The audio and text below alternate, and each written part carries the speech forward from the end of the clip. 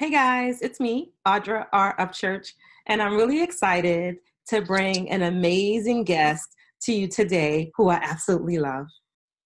Not only is she an amazing author, she is also an amazing, wonderful, loving business owner and therapist. Yeah, so she just pretty much rocks all the way around, right?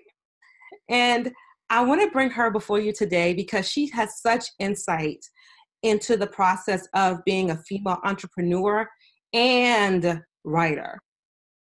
So many women today are sharing their stories, and that's fantastic. But I think there's an element that's missing, and that is they're forgetting their book really is a business.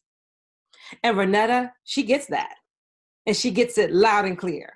So I'm going to have her come before you today, and we're just going to talk about it, talk about the process. How is your book a business? How do you benefit from your book in regard to your business, right?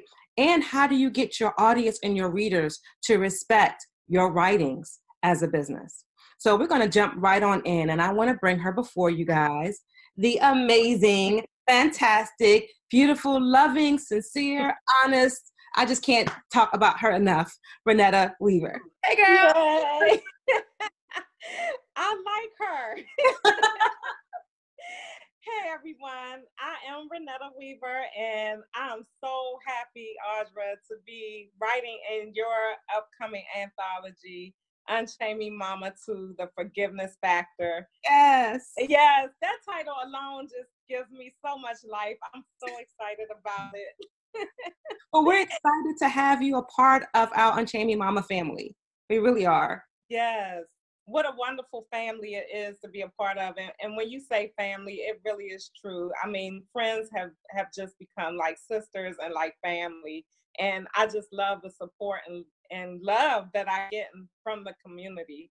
So Well, it's first of great. all, before we jump into all of that, I want the viewers to know why I think you're so amazing.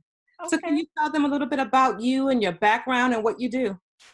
Yeah, so I'm a licensed clinical social worker. I'm licensed in Maryland and DC. And right now, I'm the clinical director of a level 2.5 addictions program for the military. So I'm a licensed, in addition to being a social worker, I'm also a master addictions counselor.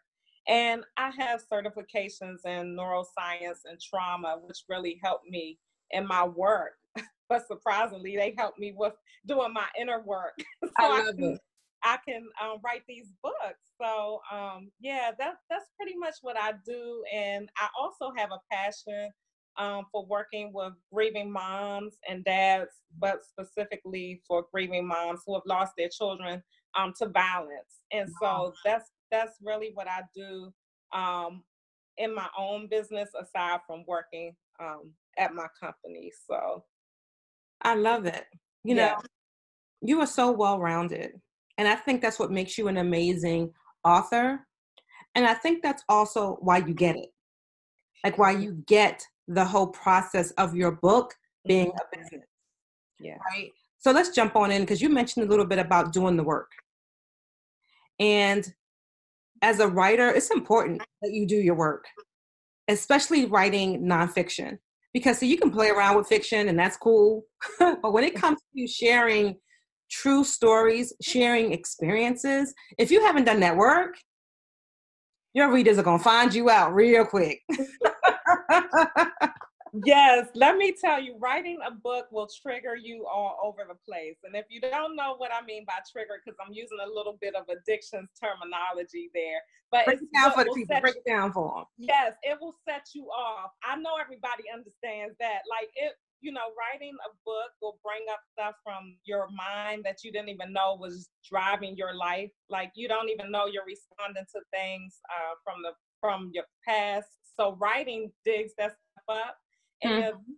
if I had not done my work, I my writings that I have done and the writings I've done in my first anthology really would have took me over the edge, right? So my mind has been protecting me for many, many years from some things that could have taken me over. And so writing exposed those things. And I had to come face to face with myself. And I'm about to do it again. Uh, in the next anthology with you. So, and let's talk about anthologies for the viewers who are like, what are they talking about? Well, an anthology, me and this wig, y'all. Okay. you An look beautiful. anthology is a book collaboration. So it's a book where various people have shared their stories in it. So multiple short stories in a collaboration. So that's what we call an anthology. And Renetta has been blessed to be a part of two: the Black Therapist Rock Anthology, and also Unchain Your Mama, The Forgiveness Factor.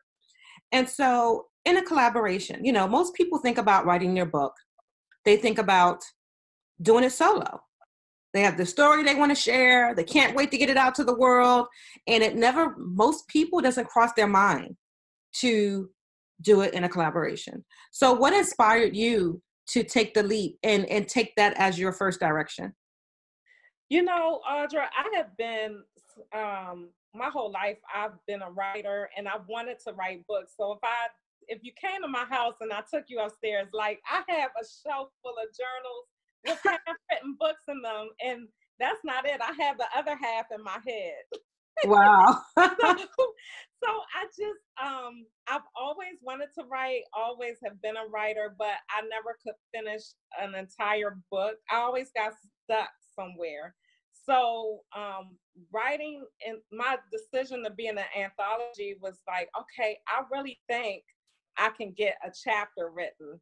Right. And for me, that was important because that still meant that even though I wasn't writing a 200-page book by myself, I was still going to become an author. And I didn't have to do it by myself, which was really great because I have been trying to do it. If I could do it on my own, it would have been done. A long time ago, right. Yeah. So the fact that I actually had a team around me, some support, some other people who were doing the same thing, we were all in it together. Like, I thought that was great. And at the end of the day, I'm still a published author, even though I didn't do the whole 200 pages by myself. And it took a lot of pressure off. That was great. And I'm just ready to keep doing it again and again and again. I think that's such a key point that a lot of people miss. Many of us, though, we want to write, we have amazing stories to share, we don't have that kind of time. Not at all. We have jobs, we have other businesses, we have family obligations, and to sit down and do the whole gamut. Because writing a book is not just writing. There's so much more that has to happen along with it. So when you're part of an anthology, that takes the pressure off of you because you can just focus on the writing, right? Yes. So let's talk about the other stuff, all the other stuff that has to happen. What advice would you give a new writer who has no clue about the process, right? What new advice would you give them in regard to treating their writing as a business and looking at it that way?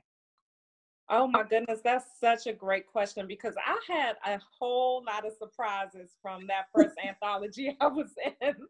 I really thought it was just the same as writing in my journal. Like, I'm going to write through my journal and turn this in and it's going to turn into a book. And I had no clue about all these little nuances that go into actually developing a published book. I'm talking about things from getting someone to edit my chapter, right? And I thought I could just go through and edit it myself. As silly as that may sound to some of you, like I thought I could go through and read it and edit it. But to be honest, after I write a chapter and get it out, I have a hard time even going back and reading it, right? Because it's kind of like I dumped it and I got it out. Right. So somebody else needs to read that and edit it for me and then help me go back and reread it. But also the graphic designing, the book cover and all of that. And let me just tell you, I'm not a person for details. You just said it a few minutes ago. Like, I don't have time for that. It's like, let me write my story and then somebody else do all the work because it is work.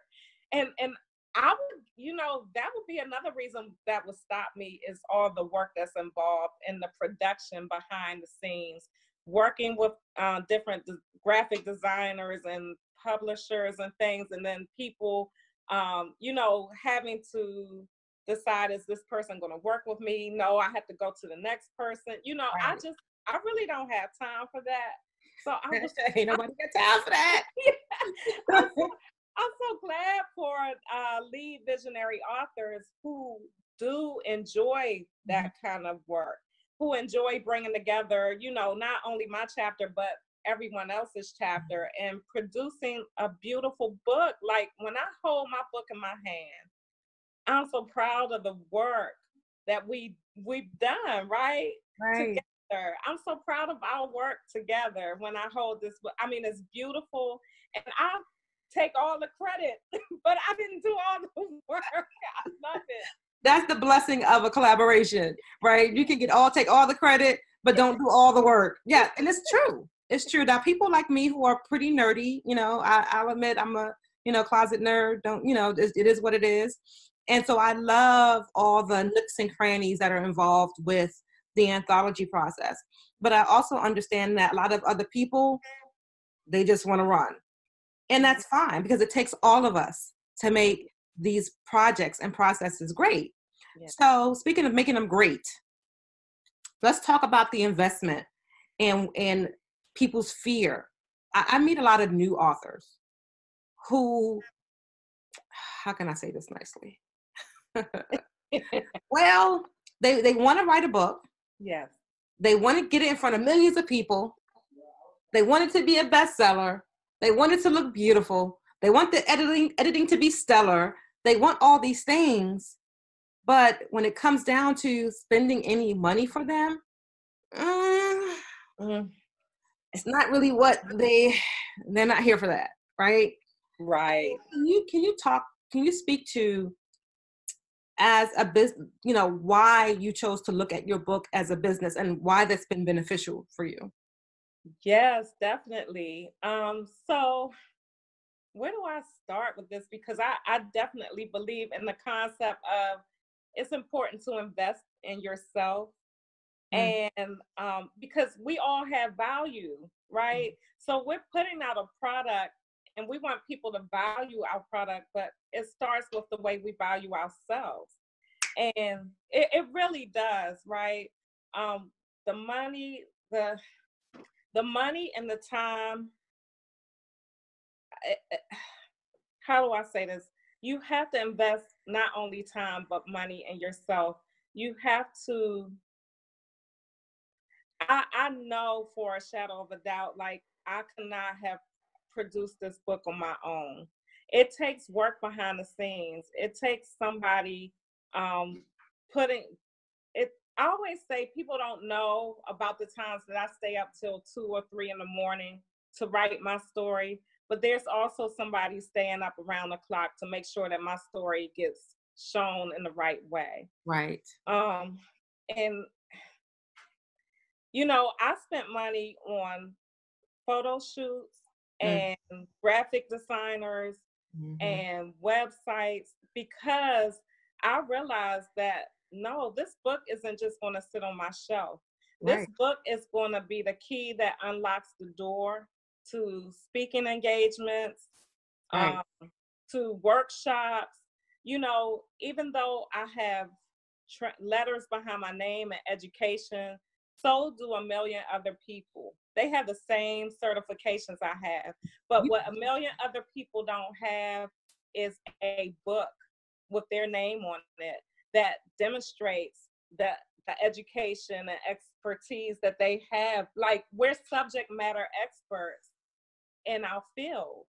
And so to me, it was so important to properly invest in the right people so that my product could give me a return on that investment. Because I am not embarrassed to hand out our books, right? Because they're fabulous. Right. but if it was something I just tried to do myself and tried to cut corners, it would be a little embarrassing handing that to Taraji P. Henson. Like, Taraji just opened up a mental health organization. So I proudly autograph my books and send them to her to say, hey, you might want to look at this because you might want me to help you with your agency, right? So just never know.